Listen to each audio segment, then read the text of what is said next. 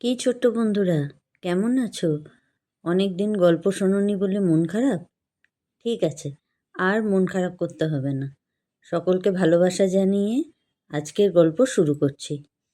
আজ আমি তোমাদের আলাদিনের আশ্চর্য প্রদীপের গল্প শোনাব। চীনের রাজধানী পিকিং শহরে এক দর্জি বাস করত। তার সংসারে এক ছেলে ও বউ ছিল। ছেলের নাম ছিল আলাদিন। দর্জি ও তার বউয়ের খুব শখ ছিল ছেলে বড় হয়ে অনেক লেখাপড়া শিখবে ও বাবা মায়ের দুঃখ ঘোচাবে। কিন্তু আলাদিন হলো তার বিপরীত। ঠিকমতো স্কুলে যায় না, পড়াশোনা করে না, সব সময় পাজি বদমাস ছেলেদের সঙ্গে মেশে আর দিন রাত খেলা করে বেড়ায়। এই দেখে দর্জির মনে অশান্তি বাড়তে লাগলো। ছেলেকে বুঝিয়ে ভালো করতে চাইলে কি হবে? আলাদিন কিছুতেই বাবা মার কথা শুনতো না। আলাদিনের আর পড়াশোনা হবে না দেখে দর্জি ছেলেকে এনে দোকানে বসালো। ভাবলো, ছেলে দোকানে বসে যদি কাজটা শিখে নেয় তাহলে পেটের ভাতের কোনো অভাব হবে না। সে তো আর চিরকাল বেঁচে থাকবে না। তবুও ছেলের সুবুদ্ধি হলো না। সেই আগের মতোই বন্ধুদের সঙ্গে হই হুল্লোড় করে বেড়াতে লাগলো। শুধু খাওয়া আর শোয়া, এই ছিল বাড়ির সঙ্গে ওর সম্পর্ক। মনের দুঃখে দর্জি বিছানা নিল। চোখের সামনে এত সুন্দর ছেলেটা নষ্ট হয়ে গেল, তা কিছুতেই সে সইতে পারল না। কয়েকদিনের মধ্যেই দর্জি মারা গেল। বাবা মারা গেলে কি হবে? আলাদিন সেই রকমই রইল। মায়ের কোনো কষ্ট বুঝল না। বাধ্য হয়ে বিধবা মা লোকের বাড়িতে কাজ নিল। খুব কষ্টে সংসার চলছিল। ছেলের ওপর খুব রাগ হলে কি হবে? ফেলে তো দিতে পারে না, একমাত্র সন্তান ওই আলাদিন। হঠাৎ একদিন আলাদিনের এক পাজি জাদুকরের সঙ্গে আলাপ হলো। জাদুকরটা বলল, তোমার নাম আলাদিন? তুমি আমাকে কোনোদিনও দেখোনি। তোমাদের সেই দর্জির দোকানের কি হলো? আলাদিন এসব শুনে তো অবাক হয়ে গেল। বলল, বাবা মারা গেলেন, তাই মা দোকানটা বিক্রি করে দিয়েছেন। এই কথা শুনে জাদুকরটা হায় হায় করে কান্নার সুর তুলে বলল, আমার দাদা মারা গেছে? তাহলে তোমাদের তো খুব অভাব। ঠিক আছে, এই টাকাগুলো ধরো, বাড়িতে মাকে গিয়ে দিয়ে দেবে। কাল আমি তোমাদের বাড়ি যাব। আলাদিন এক ছুটে বাড়িতে গিয়ে মায়ের হাতে টাকা দিয়ে সব কথা খুলে বলল। মা তো আলাদিনের কথা শুনে আকাশ থেকে পড়ল। বলল, তোর বাবার মুখে কোনোদিন কাকার কথা তো শুনিনি। যাক, হয়তো মনেই ছিল না। এখন তোর কাকা যদি আমাদের সাহায্য করে তাহলে আর আমাদের অভাবই থাকবে না। পরের দিন সকালে জাদুকর ঝুড়ি ঝুড়ি ফল মিষ্টি নিয়ে আলাদিনের ছোট্ট কুঁড়ে ঘরটায় এসে হাজির হলো। মা তো মনের আনন্দে গলে জল হয়ে গেল। বারবারই আলাদিনের নামে অভিযোগ করতে লাগলো। বলল, ওর কাজকর্মে মন নেই, দিন রাত পাজি বন্ধুগুলোর সাথে আড্ডা দিয়ে বেড়ায়। দয়া করে ওর একটা ব্যবস্থা করে দিন আপনি, তাহলে আমার মনে একটু সুখ আসবে। জাদুকর কাকা এক গাল হেসে বলল, কোনো চিন্তা নেই বৌদি, ওর ব্যবস্থা হয়ে যাবে। ওকে একটা মস্ত বড় দোকান দিয়ে দেবো। এই কথা শুনে মা তো আনন্দে কেঁদেই ফেলল। পরের দিন সকালে জাদুকর এসে আলাদিনকে সঙ্গে নিয়ে বেড়াতে বের হলো। বেড়াতে যাবার আগে ওকে নিয়ে গিয়ে স্নান করালো, তারপর দামি দামি পোশাক পরালো। আলাদিনকে যেন রাজকুমারের মতো দেখাচ্ছিল। দেখতে তো ভারী সুন্দর, তাই। আলাদিন হাঁটতে হাঁটতে একসময় হাঁপিয়ে উঠে বলল, আর কত দূর কাকা? কোথায় তোমার দোকান? আমরা তো অনেক পথ হেঁটে চলে এসেছি। খিদে আমার পেট চো চো করছে। এই কথা শুনে জাদুকরটা ওর ঝুলি থেকে নানা রকম ফল মূল বের করে ওকে খেতে দিল। তারপর বলল, এইখানে একটু ঘুমিয়ে নাও, তারপর তোমাকে মজার মজার জাদু খেলা দেখাবো। আলাদিন আর পারছিল না। একটু সময়ের মধ্যেই ও ঘুমিয়ে পড়ল। ঘুম ভাঙতে জাদুকর বলল, যাও, এই সামনের বন থেকে শুকনো ডালপালা জড়ো করে নিয়ে এসো। আলাদিন কাকার কথা মতো সব কাজ করলো। জাদুকরটা শুকনো ডালপালাগুলোকে একসঙ্গে করে পাহাড়ের নিচে জ্বালিয়ে দিল ও তার সাথে বিড়বিড় করে মন্ত্র পড়তে লাগলো। চারিদিকে গাঢ় অন্ধকার ধোঁয়ায় ভরে গেল। পাহাড়টা দুলতে লাগলো। পাহাড়ের গা ফেটে দুভাগ হয়ে গেল। জাদুকর আলাদিনকে কাছে ডেকে বলল, দেখো, এই সিঁড়ি বেয়ে তুমি নিচে নেমে যাও। পাহাড়ের তলায় একটা মস্ত বড় দরজাওয়ালা বাড়ি দেখতে পাবে। সেই দরজা খুলে ঘরের ভেতর ঢুকবে। সেখানে অনেকগুলো পরপর ঘর আছে। এক একটা ঘরে সোনা দানা মণি মুক্তো ভর্তি। তুমি যত পারো সব নেবে। এরপর একটা বাগান দেখতে পাবে। সেই বাগানে বিভিন্ন রকমের গাছ পাবে। তাতে দেখবে সব হিরে মুক্ত চুনি পান্নার সব ফল রয়েছে। এগুলোও তুমি ইচ্ছা মতো নেবে। আর এই বাগানের মাঝখানে একটা কাঁচের ঘর দেখতে পাবে। তাতে আবার কাঁচের সিঁড়ি আছে। তুমি এই কাঁচের সিঁড়ি বেয়ে চটপট ওপরে উঠে দেখবে একটা প্রদীপ জ্বলছে। তুমি এই প্রদীপটা নিভিয়ে ওটাকে সঙ্গে করে নিয়ে আসবে। তারপর এই প্রদীপটা আমাকে দিয়ে দিলে তোমার সব কাজ শেষ। সব কথা শুনে আলাদিন তো মনে মনে ভয় পেয়ে গেল। কি জানি বাবা, ভূত প্রেত নেই তো ওখানে। তারপর যদি ওকে ঘাড় মটকে দেয় তখন কি হবে? এইসব ভেবে আলাদিন কাঁচুমাচু মুখে বলল, ও আমি পারবো না কাকা, তুমি আমার সঙ্গে চলো, তাহলে আর কোনো ভয় থাকবে না। আমার খুব ভয় করছে। এই কথা শুনে কাকা তো ক্ষেপে চেঁচিয়ে উঠে বলল, দূর গাধা, এই কাজ আমি পারলে কি তোমাকে বলি? আমি তো জাদু বলে জেনেছি শুধুমাত্র তুমিই পারবে ওই প্রদীপটা নিয়ে আসতে। তাছাড়া তুমি তো ধনী হয়ে যাবে, এখন তো খেতে পাচ্ছ না। এত হিরে মণিমুক্ত পেলে আমরা দুজনে সমান ভাগে ভাগ করে নেব। দেখবে তখন আমাদের চেয়ে এই দেশে আর কেউ বড় লোক থাকবে না। যাও যাও, আর বোকামি করো না, তাড়াতাড়ি নেমে পড়ো। আলাদিন জাদুকর কাকার কথা শুনে খুশিই হলো। ভাবলো, ঠিকই তো বলেছে কাকা, কত টাকা পাবে, মনের সুখে ফুর্তি করবে, ঘুরে বেড়াবে, আর কোনো অভাবই থাকবে না। আর কোনো রকম চিন্তা ভাবনা না করে আলাদিন মনস্থির করে নিল। সিঁড়িতে নামার আগে জাদুকরটা ওর হাতে একটা আংটি পরিয়ে দিয়ে বলল, যাও, সোজা সিঁড়ি বেয়ে নেমে যাও। কোনো ভয় নেই বাছা, এই তো আমি এখানেই আছি।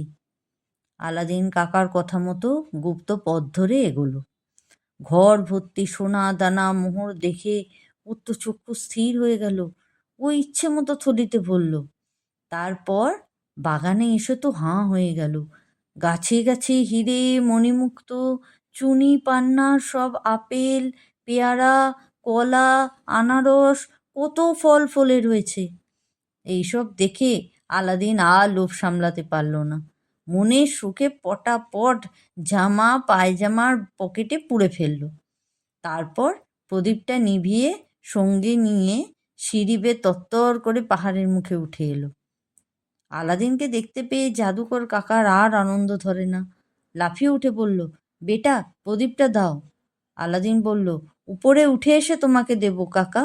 কাকা চটে গিয়ে বলল, আগে প্রদীপটা দেবে, তারপর উপরে উঠে আসবে। এই কথা শুনে আলাদিনেরও জেদ বাড়তে লাগলো। বলল, এনেছি তো কাকা, আগে উঠি তারপর দেবো, এতে এত কিসের তাড়া? আলাদিনের কথা শুনে কাকা দ্বিগুণ চটে গিয়ে বলল, ভেবেছিস আমাকে ফাঁকি দিয়ে তুই রাজা হবি? দাঁড়া, তোর মজা দেখাচ্ছি, মূর্খ কোথাকার।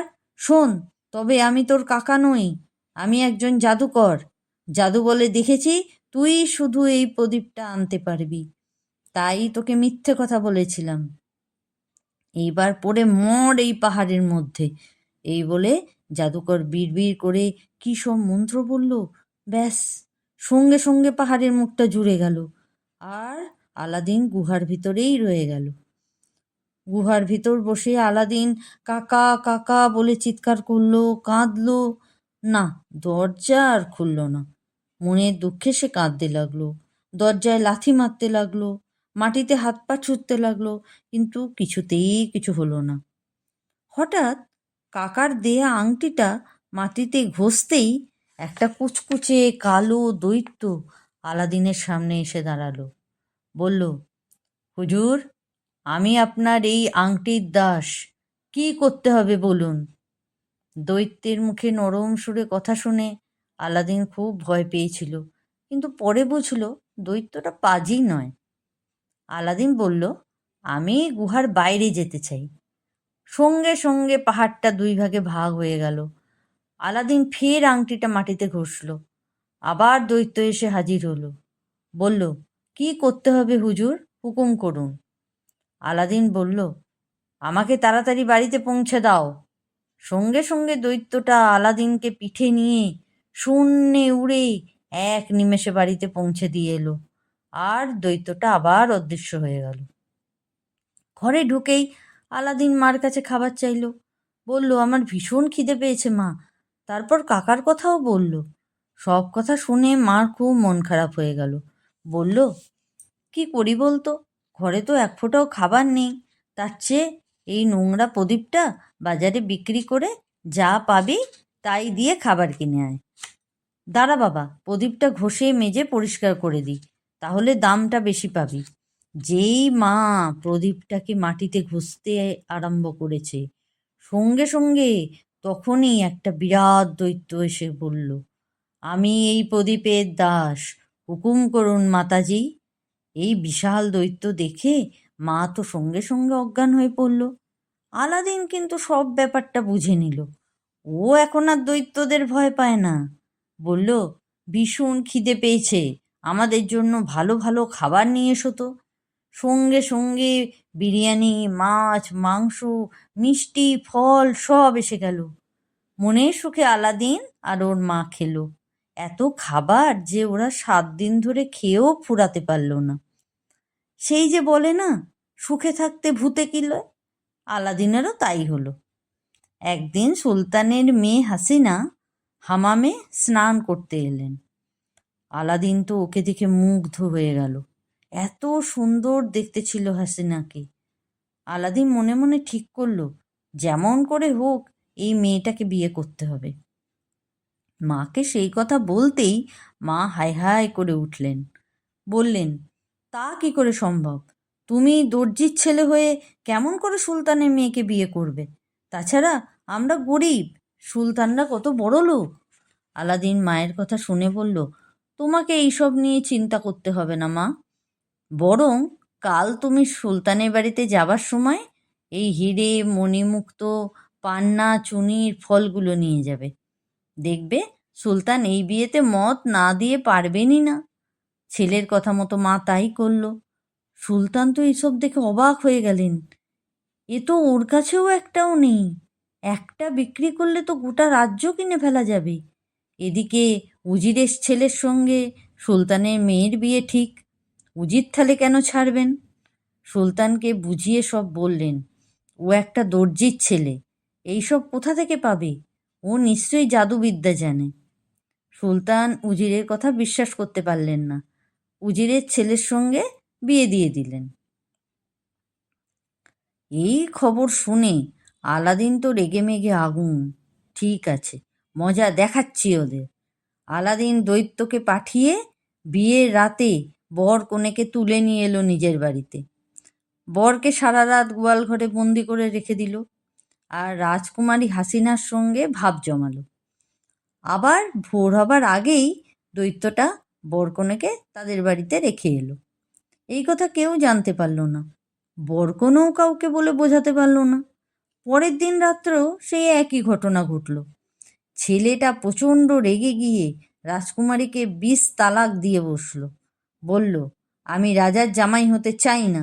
সুলতান তার মেয়েকে যেখানে খুশি সেখানে বিয়ে দিক।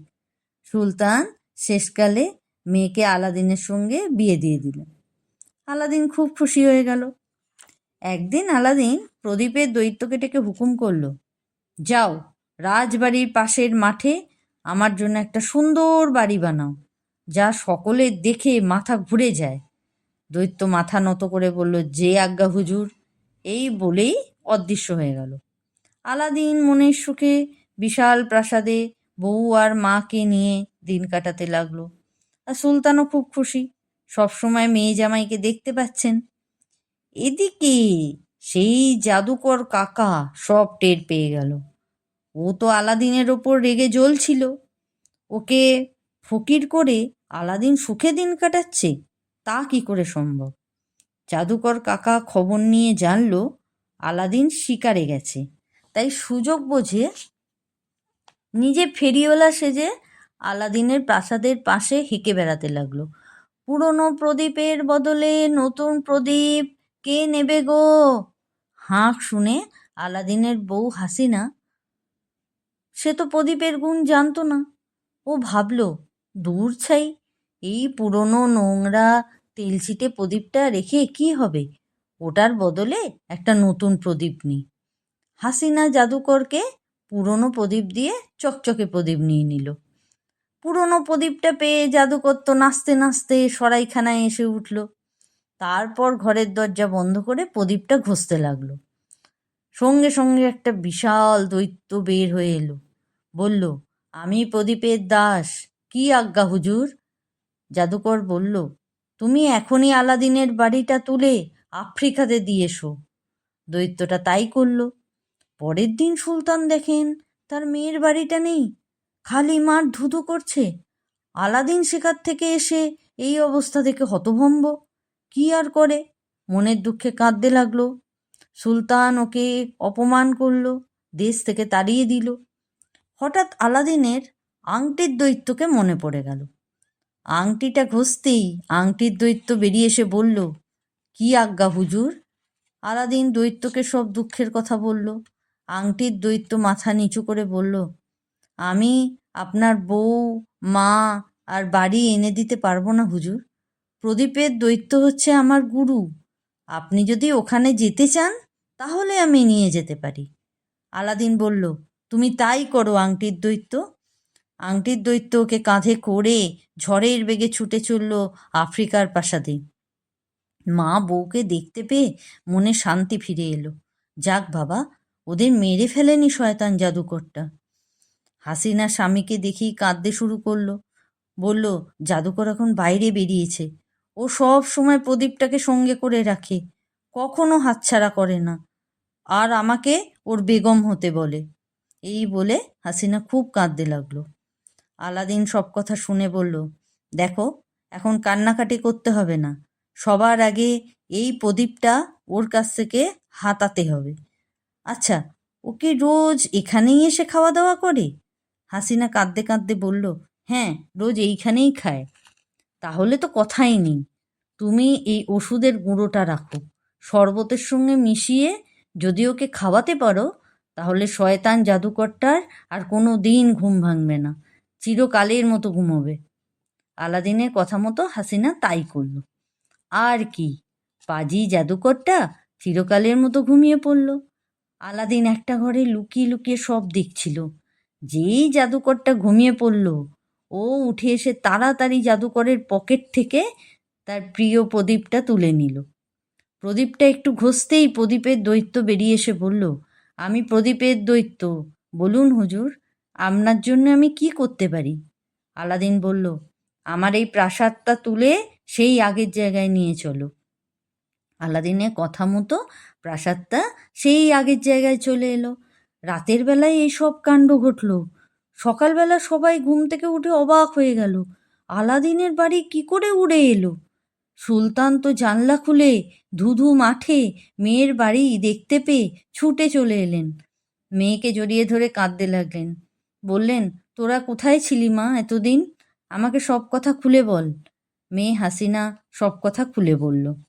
সব কথা শুনে সুলতান মনে মনে খুব অনুশোচনা করতে লাগলো। আগে কি বোকামিই না করেছেন, ভালো জামাইকে যা তা বলেছেন, খুব গালমন্দ করেছেন। সুলতান আলাদিনকে জড়িয়ে ধরে বললেন, তোমার উপর অন্যায় করেছি বাবা, তুমি নিজ গুণে আমাকে ক্ষমা করে দিও। আলাদিন সুলতানের কথা শুনে বলল, না না, আমি কিছু মনে করিনি। তখন আপনি মেয়ের শোকে দুঃখে খুব ভেঙে পড়েছিলেন, তাতে আপনি কিছুই মনে করিনি। মেয়ে জামাইকে ফিরে পেয়ে সুলতান মনের আনন্দে রাজ্যের সবাইকে নেমন্তন্ন করে খাওয়ালেন, দামি দামি উপহার দিলেন। আর আলাদিন ওর বউ আর মাকে নিয়ে মনের সুখে ঘর সংসার করতে লাগলো। কি বন্ধুরা, কেমন লাগলো? ভালো লাগলে লাইক, শেয়ার, সাবস্ক্রাইব করো। আজ আসি, টাটা।